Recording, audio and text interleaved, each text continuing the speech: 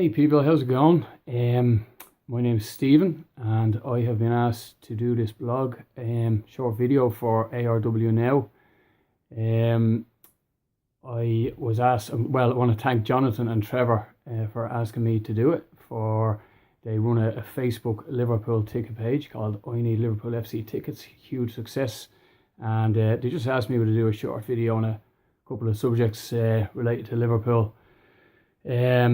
And I suppose the first thing really is when you're asked to do something like this and you're following the club all your life, you think there's so many subjects you could talk about.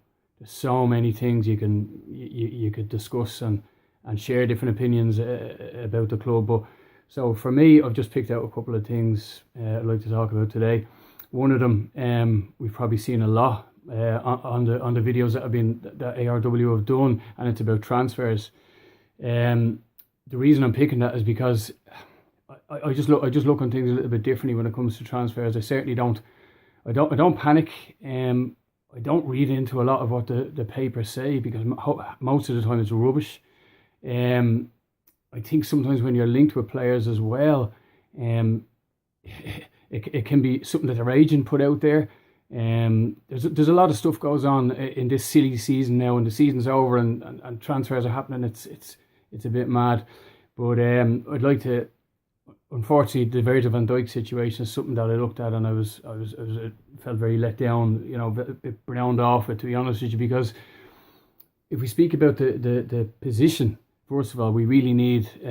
For me, we need a player in that position for the coming season with Champions League. With this Liverpool Football Club, we want a challenge for the title. So, if you buy someone like Virgil van Dijk and you do it right, you've got strength and depth, right?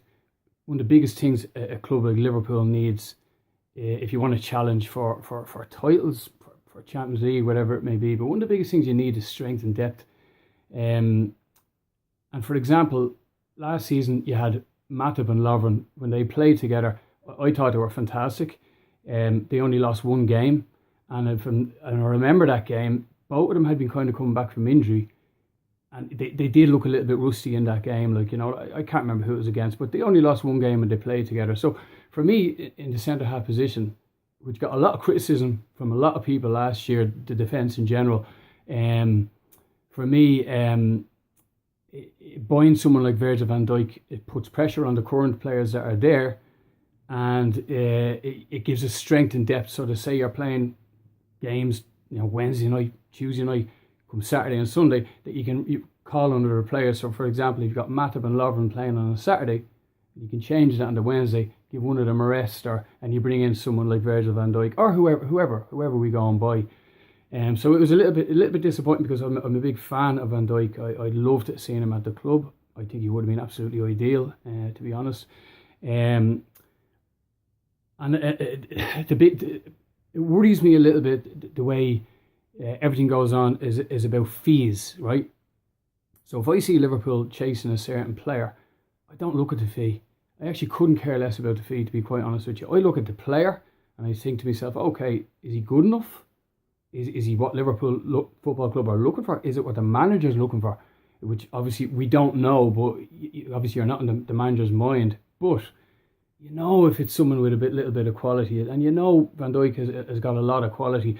So that's what I look at, first of all, because the way the football world has gone, fees are ridiculous. So you could have, say, 50 million fee on a player, and he'd be good, but he wouldn't be absolutely brilliant. So I think as a fan, we should just ignore fees. Honestly, as much as you can ignore the fee, because that is the price, that is the amount of money that's in world football. And that is the price that's been put on players' heads. That's the way it is. So I'd ignore it, personally, absolutely ignore it. And I simply just look, is this player good enough? Is this player going to be quality? Is this player going to improve a certain position at our club? And that's kind of what I would focus on personally. I don't bother with the fee side of things, So that's just the first thing. The other thing I kind of wanted to touch on is it's a bit of a negative, but I'm going to be honest. Liverpool Football Club have, in my opinion, not been great in the transfer market for quite a while.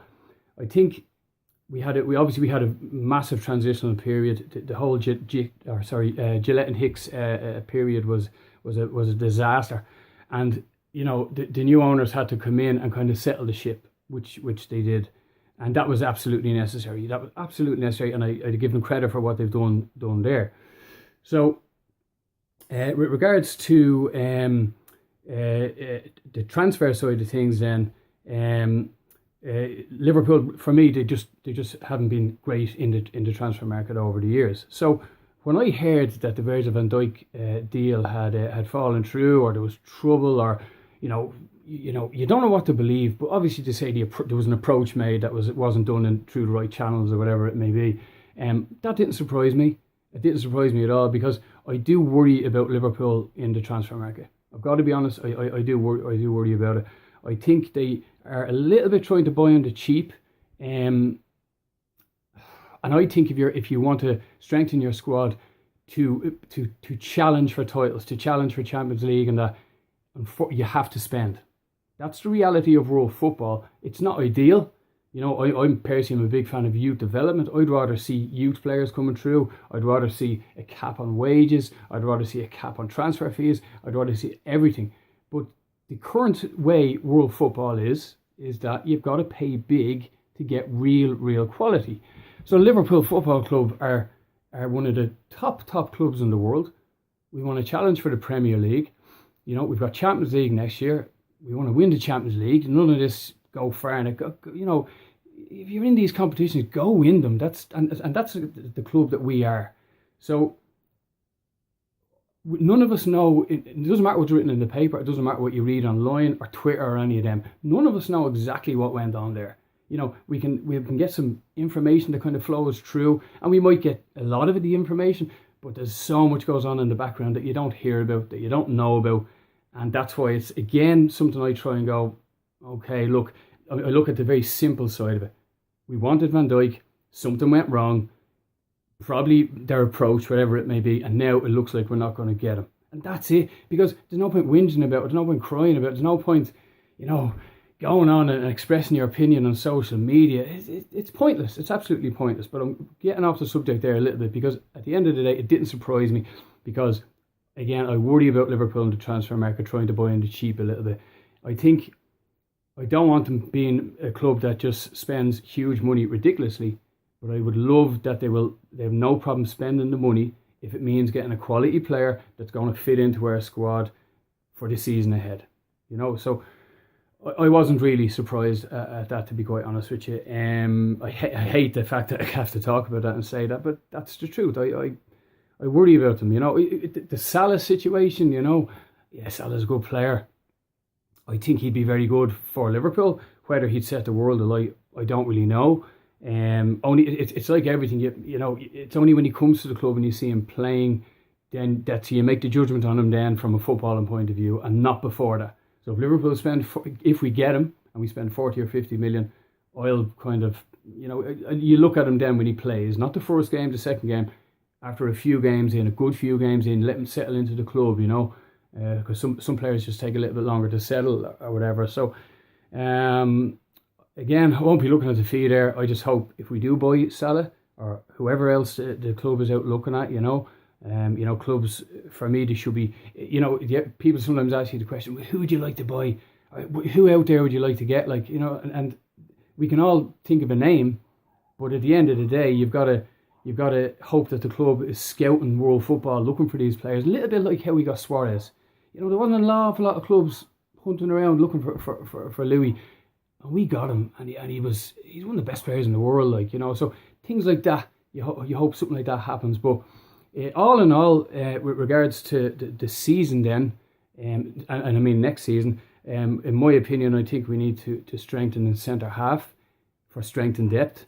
One of the things Liverpool has been lacking seriously for a while is strength and depth. And like how many times we sat and looked at our bench and gone, there's not an awful lot we can bring on. So I think the club needs to look at that side of things. I'd like to see a centre half. I'd like to see a real quality midfielder. I'm not, that's not having a go at what's there. I like Jordan Henderson. I think he's a much improved player. His confidence has grown as he's the longer he's been at the club. But I personally would love to prefer to see a top quality midfielder in beside him or in front of him. Whatever it may be. That's not for me to decide. That's for the manager and what to decide what way their formation is on a Saturday or a Sunday. But I think we need a top quality midfielder. We need a top striker. The likes of Danny Sturridge has been unreliable. I personally don't think his attitude is very good. I think he's got all the quality in the world, but for me, I'd sell him. I'd move him on at this stage. Origi is, the jury's still out on Origi, so we need a minimum of a top striker, and you're gonna, the club will have to spend. If they want to challenge seriously in the league and the Champions League, they have to. Unfortunately, they have to spend. I suppose you could look at the fullback positions as well. James Milner's done a great job at left full. He'd probably do a great job there next year or next season. But you need to have backup there. I think it's a shame about Moreno. I think he's a quality player. It's his mindset in the game that worries me. If you look at Moreno, and look at what he does or has done positively on the pitch, there's no doubt the talent is there. The talent is there in that young lad, but he's a bit erratic, He's if you could coach him just to relax on the pitch, I think it would really help his game. Maybe in his own mind he prefers going forward, but again, it really is a shame. I really thought he was going to be a young player who'd come in and be with us for a long time, and it doesn't seem to have worked out. But look, you never know. Hopefully our boss is going to do a job with him, and you might see him settle down and work on the defensive side of his game. So there's a couple of things there. With the goalkeeper situation, I suppose it'd be great to sign a keeper, maybe to put a bit of pressure on Simon. However, another massively improved player. He when he got dropped that time, obviously the club, the coaching staff did a great job, worked with him, because when he came back after it being dropped, he was fantastic. I think he was fantastic for us. Really good coming for crosses, commanding his box. He really did very well, and he's a much improved player. But I'd love to see a top quality goalkeeper to put him under pressure a little bit, and make him think, right, I've got to keep performing, and that's where I'd like to see. That's the kind of players I'd like to see come in for next year. Who they are, I don't know. I'm not getting into names, as I say. I just hope the club is scouting the world football and out there looking for these kind of players to bring in. Not a lot more. A couple of things I wanted to talk about, but it's very easy. You could talk here for 24 hours about Liverpool. To be honest with you, a quick thing about last season is that I believe the season was like that before Christmas. Then it nosedived, and then we kind of settled, near the end, and obviously we ended up getting into the Champions League. There's no doubt that the way Klopp had the team playing was really, really good, and the high tempo, the pressing game. When we had Coutinho, Firmino, Mane fit, obviously, that worked really, really well. They linked up very, very well together. It's keeping players fit. It can be the problem. Unfortunately, players have to go out on international duty, which wrecks my head. I'm not a fan of international football at all. They end up coming back either injured or not long after that they get injured. You know what I mean? Some of the football we played before the Christmas was brilliant, and then after Christmas it just nosedived, and the tempo was slow. The pressing game was gone. It was very strange, but we did sort it out. We did get ourselves back on track, no doubt about that. And in the end, we got, a realistic aim for the season was getting Champions League. We got it, so that's really good. And obviously, being in the Champions League will attract players, please God, and a manager like Klopp will attract players. Hopefully the club back him. So that's really it, really. So I really enjoyed doing this. I'd definitely do it again. It's great coming on and talking about football and or talking about our club, and I looked at a few other videos, and it's great seeing other people's opinions. It's a really, really it's great to do as a fan, you know. And I want to thank Jonathan and Trevor from I Need Liverpool FC Tickets for asking me to do this. And yeah, I hope everybody enjoys it. So take care. Looking forward to the new season, and you never walk alone. Thank you.